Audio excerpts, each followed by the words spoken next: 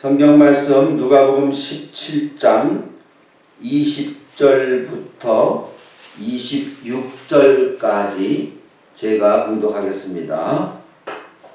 바리새인들이 하나님의 나라가 어느 때에 임하나이까 묻거늘 예수께서 대답하여 이르시되 하나님의 나라는 볼 수 있게 임하는 것이 아니요 또 여기 있다 저기 있다고도 못하리니 하나님의 나라는 너희 안에 있느니라. 또 제자들에게 이르시되 때가 이르리니 너희가 인자의 날 하루를 보고자 하되 보지 못하리라. 사람이 너희에게 말하되 보라 저기 있다 보라 여기 있다 하리라. 그러나 너희는 가지도 말고 따르지도 말라. 번개가 하늘 아래 이쪽에서 번쩍여 하늘 아래 저쪽까지 비침같이 인자도 자기 날에 그러하리라. 그러나 그가 먼저 많은 고난을 받으며 이 세대에게 버림받아야 할지니라. 노아의 때에 된 것과 같이 인자의 때에도 그러하리라. 아멘. 오늘은 여러분들에게 예수님의 재림에 대해서 말씀을 드리겠습니다. 재림이라고 하는 것은 우리 주님께서 하늘로 올라가시기 전에 내가 반드시 너희에게 다시 온다. 너희가 하늘로 올라가는 것 그거 본 것과 같이 내가 이제 다시 꼭 온다. 이렇게 말씀하셨습니다. 요한계시록 1장에 봐도 인자가 반드시 올 것이다 하고 말씀하셨죠. 예수님의 재림에 대해서 말씀을 드리려고 합니다. 그러므로 이 주제를 가지고 오늘 말씀을 잘 들으시고 또 깨닫는 시간 되시기를 바랍니다. 바리새인들이 예수님께 하나님의 나라가 어떻게 임합니까? 하나님의 나라는 어느 때 임합니까? 하고 물어볼 때 주님께서는 뭐라고 말씀하셨냐니 하나님의 나라가 여기 있다 저기 있다 그렇게 말할 수 없으니 하나님의 나라는 너희 안에 있다 이렇게 얘기했습니다. 참 조금 어려운 주제인데 그래서 예수님 우리에게 가르쳐 주신 기도에도 주의 나라가 임하시옵시며 이렇게 기도하라 그랬고 참 하나님의 나라 백성 하나님의 나라에 대한 주제가 성경에 많은데요.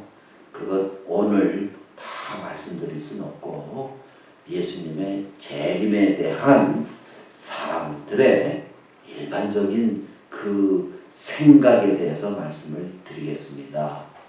어떤 사람들, 특별히 불신자들이거나 하나님의 말씀을 진리의 말씀으로 그대로 믿지 못하는 사람들, 그 말씀을 거부하는 사람들은 뭐라고 얘기하냐니 예수님의 재림은 없다. 그 증거로 주님께서 하늘나라로 가신 지 벌써 2000년이 넘었는데 어떻게 그 안에도 안 오셨는데 하나님 오신다는 얘기냐? 재림은 없다.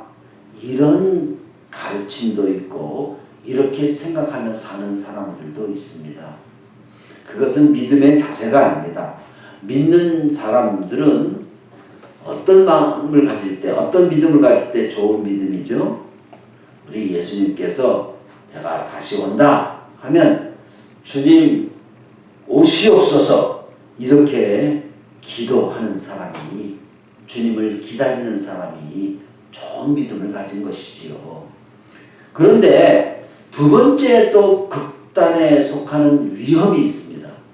그것은 무엇이냐 하니 예수님이 오시는데 반드시 어떤 특정 장소에 그리고 어떤 특정한 때에 오신다고 주장한 사람들이 역사에 보면 많이 있습니다.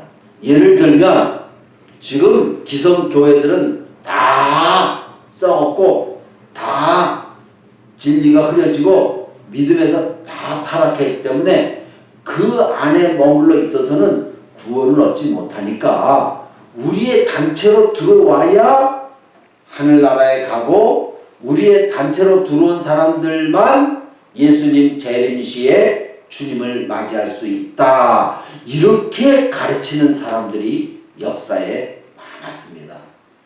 우리나라뿐만 아니라 외국에도 많았습니다. 우리나라의 역사를 잠시 예를 든다고 하면 그 과거에 대한민국을 떠들썩하게 했던 그 전도관 박태선 씨가 인도하였던 그 전도관 무리들은 자기들 시원성이라고 해서 만들어가지고 이 안에 들어와야만 구원 얻는다. 그래서 많은 사람들이 거기 들어갔다가 실족되었죠. 지금은 뭐 어떤 사람들은 뭐 우리 단체 신천지 이 단체에만 들어와야 구원을 얻고 뭐 어떻게 한다 그러면서 교회들을 어지럽게 하는 그 특정 장소에 들어와야 우리 주님께 들림을 받고 천국에 간다. 이렇게 또 극단으로 가르치는 사람들도 진리를 떠난 사람들입니다. 또는 어떤 사람들은 특정한 때를 이야기합니다. 내가 성경을 세밀하게 연구해 보았더니 뭐 예수님은 그때 언제죠? 뭐 1991년인가 2년인가 대한민국을 온 세계에서도 유명하게 떠들썩하게 했던 다미 선교회의 예수 재림설은 참으로 한국교회가 아직도 미숙하다 하는 것을 보여주는 한 예입니다. 그러면 바른 믿음을 가진 자는 예수님의 재림에 대해서 어떻게 생각해야 됩니까? 주님께서 반드시 온다 말씀하셨으니 주님은 오십니다. 그런데 주께서 오실 그 때와 시에 대해서는 하나님 아버지의 권한 하에 두었기 때문에 주님 자신도 모른다고 했으니 그 때와 시에 대해서는 알 수 없습니다. 그러므로 이 두 가지의 상반된 가르침 속에서 뭐가 작용합니까? 긴장감이 작용하죠. 주님은 오늘도 오실 수 있습니다.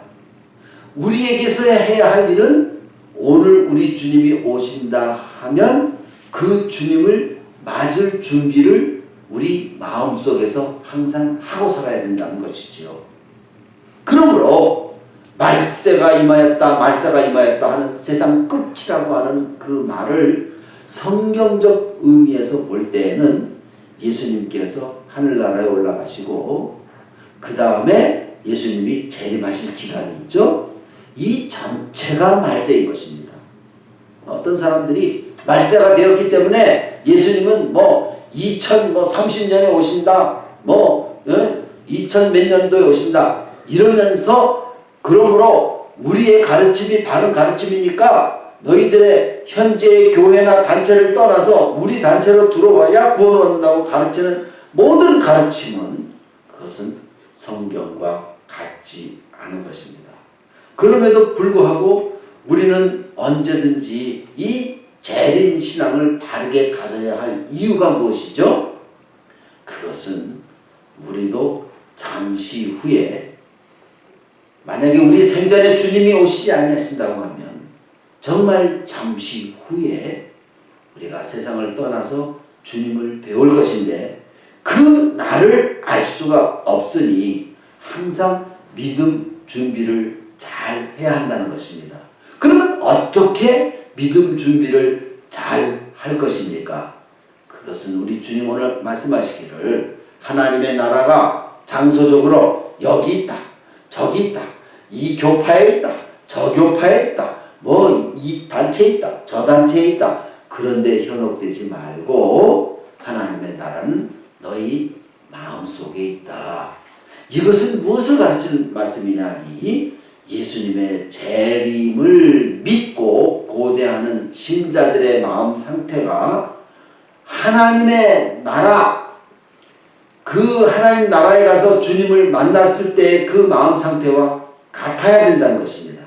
하나님의 나라가 자기 마음속에 있는 자들의 마음 상태는 이 불신자 세상 사람들과 어떻게 다를까요? 하나님의 나라를 마음속에 모시고 사는 자들은 마음속에 누가 계십니까? 예수님이 계십니다. 예수님은 우리에게 어떻게 역사하십니까? 하나님의 말씀으로써 우리에게 우리의 마음을 씻으시고 우리의 삶의 빛이 되시고 힘이 되시고 예수님의 말씀을 통해서 주님이 살아계시고 주님은 사랑이시고 주님은 우리의 기도를 들으시고 우리와 함께 계시다. 그러면 예수님이 마음에 계신 자들의 공통적인 마음의 상태는 어떠할까요? 여러분들 신자다 하면은 신자의 그 공통적인 마음 상태가 어때야 됩니까? 신자라면 좀 온유해야 되겠죠. 겸손해야 되겠죠. 진실해야 되겠죠. 이 믿음의 생활, 늘 하나님의 말씀을 열어놓고 이 말씀을 영의 양식으로 삼아서 내가 하루도 빼놓지 않고 이 말씀을 읽거나 생각하거나 이 말씀을 묵상하고 그 다음에 이 말씀을 따라서 기도하고 그리하여 말씀 속에서 역사하시는 성령님의 신비한 감동과 위로와 인도하심을 따라 살면서 내가 뭔가 하나님과는 확 트여있는 통로가 있어야 되겠죠. 하나님과 열려진 마음. 그런 사람들에게 세상에서 살아갈 때 근심, 걱정, 문제, 고통 없습니까? 똑같이 있죠. 똑같이 있지만 마음속에 하나님의 나라를 이루고 사는 사람의 마음 상태는 믿음으로 어떻게 극복합니까? 하나님이 도와주시는 힘을 따라서 그 세상 사람들의 마음을 누르고 있는 모든 죄악된 욕심이나 염려, 근심, 걱정, 불안이나 남에 대한 미움이나 비판이나 세상에 대한 절망이나 뭐 이런 모든 악의 기운을 하나님의 성령의 능력으로 환하게 물리치고 날마다 주님과 동행하는 삶에 세상에서 아무것도 가진 것이 없어도 넉넉하지요. 뭔가 육신의 대책 없어도 든든하지요.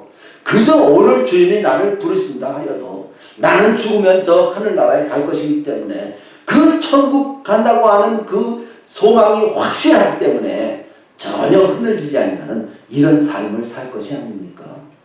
그래서 우리 주님께서 말씀하시기를 번개가 하늘 아래 이쪽에서 번쩍여 하늘 아래 저쪽까지 비춤같이 인자도 자기 날에 임함이 그러하리라.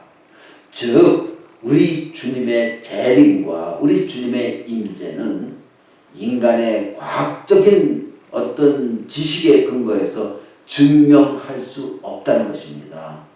우리 신자들은 두 가지 종류의 신비함 속에서 잘 선택할 줄 알아야 됩니다. 우리는 근본적으로 신비를 믿는 자들입니다. 삼위일체 하나님의 지식이 얼마나 신비합니까?